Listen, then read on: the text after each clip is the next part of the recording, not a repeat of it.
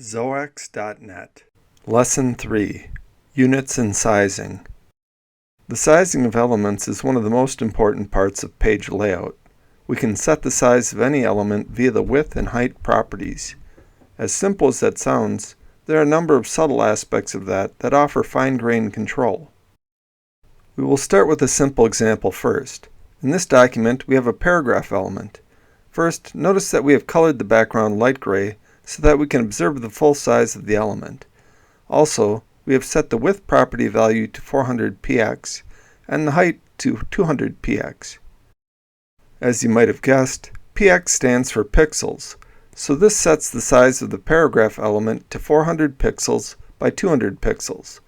Opening this document, we see the gray rectangle that contains our text. Since the paragraph element is colored gray, we can see exactly how big it is. It is 400 pixels wide by 200 pixels high. In addition to sizing based on pixels, elements can be given a fixed size based on various length units: centimeters, millimeters, inches, points, and picas. In the United States of America, it is most convenient to use inches, so that is what we will use for our next example. In this example, we use the same code with the width set to 5 inches and the height set to 3 inches, like this. Now if we open the page, we see the same gray box, but it is 5 inches by 3 inches. It may not be apparent why having sizes in inches is better than pixels, but there are good reasons.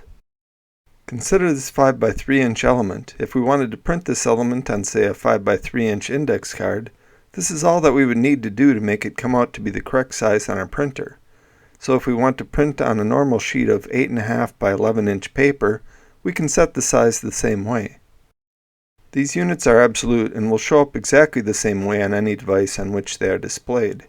So absolute units like this are useful for displaying content at the same size independent of the display device. There are, however, other times when we do not want the display to be the same size for all devices. For example, when we create a web page, we may want it to scale to be larger on a laptop screen and smaller on a tablet or phone screen. For this, we would want to use relative units. Relative unit sizes can be specified as relative to a current font size, with M, Rem, X, and CH unit specifications.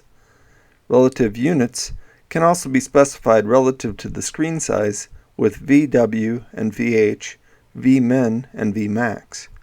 Finally, unit sizes can be specified relative to the parent element with a simple percentage specification. Here we will demonstrate the percentage size relative to the parent to show you how it works. For our purposes, we will create a resizable parent element to demonstrate how relative sizes maintain their consistency with their parent element. Here we have our same gray element, but it is set to have a width of 80% of the parent width and a height that is 90% of the parent height. The parent element is outlined by this black rectangle that I've made resizable for demonstration. Notice that the inner region is 80% of the width and 90% of the height. If I drag the right edge and resize the width of the parent, the child element maintains itself at 80% of the width. If I drag the bottom edge and resize it, the child maintains itself as 90% of the height of the parent. I can also resize both at the same time by dragging the corner like this. The larger red rectangle is just a boundary for the resizable element. If the resizable element is dragged beyond the red rectangle, it stops at the red rectangle boundary.